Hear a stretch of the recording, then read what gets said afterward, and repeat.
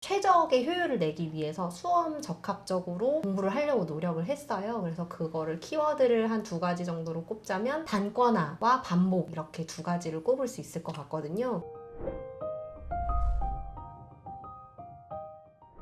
안녕하세요, 대치동 캐슬입니다. 오늘은요, 제 옆에 특별한 손님을 모셨습니다. 제가 알고 있는 사람 중에서 가장 공부를 잘하고 있는 사람 중에 한 분입니다. 간단히 자기소개를 부탁드릴게요. 저는 서울대학교 법학과를 05학번으로 졸업하고 사법연수원을 42기로 수료해서 현재 한 10년차 변호사로 일하고 있는 이한나라고 합니다. 이게 보시면 아시겠지만 서울대 법대를 졸업하시고요. 수능 몇 개 틀리셨죠? 네, 2005년 수능이고요. 수학 1개 틀렸었어요.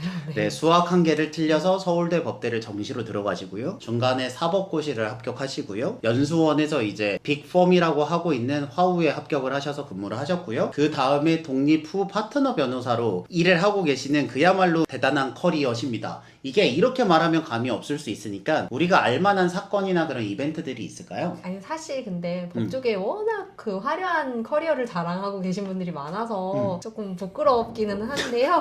그렇습니다. 네. 공부를 잘하게 되면 더 잘하는 사람을 네, 만나기 때문에 그냥 부끄럽다. 항상, 너무 많으셔서 그래서 조금 조심스럽긴 한데 그래도 좀 기억에 남을 만한 에피소드를 꼽자면 지금 현직 대통령이신 윤석열 당시 이제 검사님께서 국정원 댓글 사건 중 하나를 이제 저희가 변호인단으로 선임이 돼서 진행을 했었던 기억이 있거든요. 네. 윤석열 현재 대통령 당시 검사님께서 피고인을 기소인을 기소하셨고 네, 그걸 그래서 변론을 저희가 하셨죠. 변호인단으로 이제 그리고 둘이 참여를- 싸우신 거네요, 한마디로. 뭐 일단 어쨌든 그렇게 그렇죠? 공격과 방어가 네. 이루어지는 그런 상황이 됐죠. 개인적으로는 되게 신기하고 또 뭐 영광스럽다 약간 이런 생각 들 수 있는 경험이었다고 생각을 하고 사실 그 사건은 저희가 이기기도 했어서 기억에 남는 경험입니다. 이겼다. 이게 되게 조심스러운 게 이 정도 잘하면 진짜 뭐 한두 아는 사람을 건너가면 정말 우리가 알만한 유명인들이 많기 때문에 뭐 내가 공부를 더 잘해요, 혹은 내가 더 능력이 좋아요, 이런 말을 하는 게 굉장히 부끄럽고 머쓱한 단계인 것 같기는 합니다. 여러분들이 이 정도면 제가 모셔온 거잖아요. 제가 아는 사람 중에 가장 훌륭한 커리어를 가지고 여러분들에게 공부와 관련해서 조언을 줄 수 있는 분 중에 한 분이라고 생각합니다.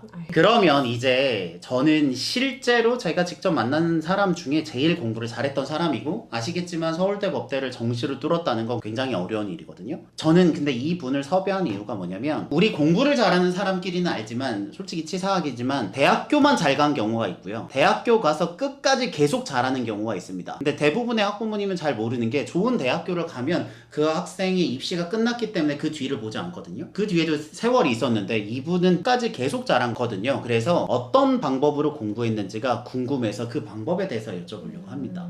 어떻게 공부하셨나요? 모든 시험이 그렇지만 일단 또 수험 기간, 뭐 사법시험도 있고 뭐 수능도 뭐 재수도 있고 뭐 이런 기회들이 있을 수 있겠지만 어쨌든 그 수험 기간이 길어지면 길어질수록 본인도 힘들고 뭐 주변인들도 힘들고 그래서 가족들까지 되게 지치고 괴로울 수밖에 없는 기간이기 때문에 저는 최적의 효율을 내기 위해서 수험 적합적으로 공부를 하려고 노력을 했어요. 그래서 그거를 키워드를 한 2가지 정도로 꼽자면 단권화와 반복, 이렇게 2가지를 꼽을 수 있을 것 같거든요. 그러면 네. 제가 여쭤보고 싶은 건, 단권화와 반복으로 고등학교 때도 그렇게 공부했고 대학교 가서도 그렇게 공부했고 사법고시 할 때도 그렇게 공부했고 그 후에도 이렇게 하셨다는 네, 거죠? 연수원 때도 그렇게 했고요. 그쵸. 원칙을 계속 적용했다라는 네, 말씀이시죠? 저한테는 그게 제일 잘 맞았던 방법이었던 것 같아요. 그래서 음. 제가 이제 뭐 사실 체력이 뭐 그렇게 좋은 편도 아니고 음. 천성적으로 좀 많이 게으른 편이거든요. 그래서 네. 뭐 새벽부터 일어나서 독서실 가고 막 뭐 3-4시간 자면서 네, 체력으로 공부한 스타일은 그렇게까지는, 아니다. 네, 절대 그렇게 하지도 못하고 하고 싶지도 않았고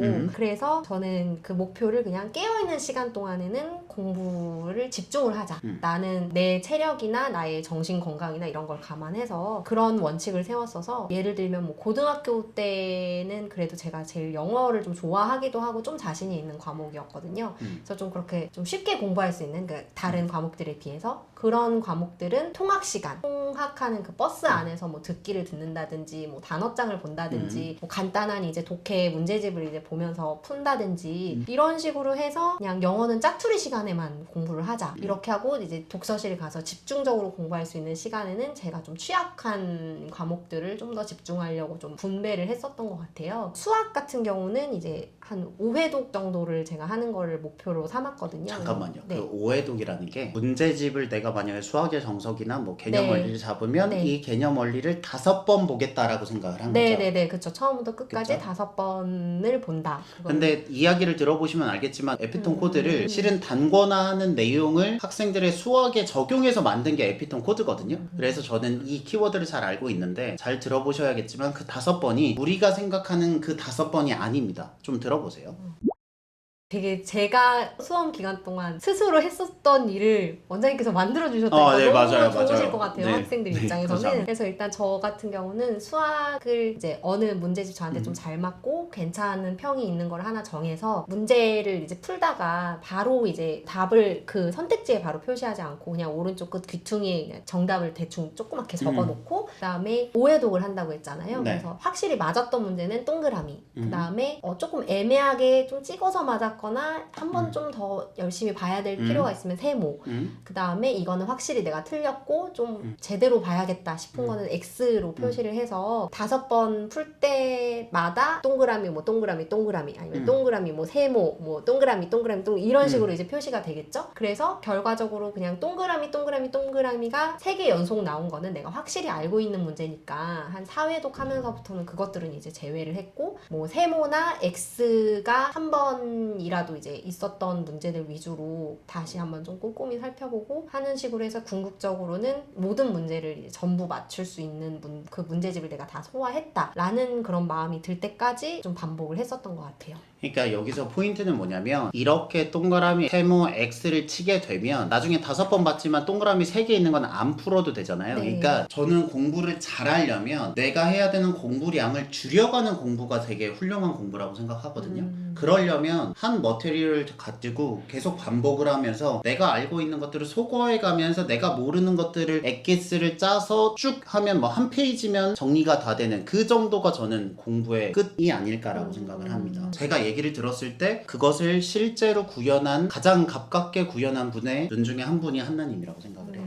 그러면 수학의 정석이나 실력 정석처럼 너무 어려운 문제집을 선택하시진 않았던 거예요? 네, 그냥 그때 이제 막 제가 이제 워낙 수능 본 지가 이제 한 16년쯤 그죠? 됐으니까 그때 당시에 뭐 개념 원리 수학을 네, 그 저는 정도가 좋아했었고 이제, 네, 그게 약간 그냥 기본부터 한 뭐 수능 기출이나 이런 것들까지 다 반영을 했었던 그런 문제집으로 기억을 하고 그다음에 뭐 신사고 뭐 이런 것들도 있었던 것 같고 뭐 천재교육에서도 뭐 이것저것 나왔었던 것 같고 그러니까 여러 가지 풀기는 했는데 제가 제일 그래도 좀 기본서라고 생각하면서 풀었던 수학 문제집은 개념 원리 수학 같은 것들이었거든요. 저는 네. 궁금한 게 그러면 한 문제집을 5번 풀면 어쨌든 시간은 들어가잖아요. 네. 그리고 다른 친구들은 다양한 문제집을 풀면서 양으로 이렇게 많아 보이잖아요. 네. 그럴 때 불안하진 않으셨어요? 근데 저는 기본적으로 그 좋은 문제집에 담겨있는 문제들을 정확하게 잘 풀 수 있으면 그거가 살짝 변형됐거나 그런 문제들도 다 이제 소화가 가능한 수준이 될 거라고 생각을 했거든요. 그래서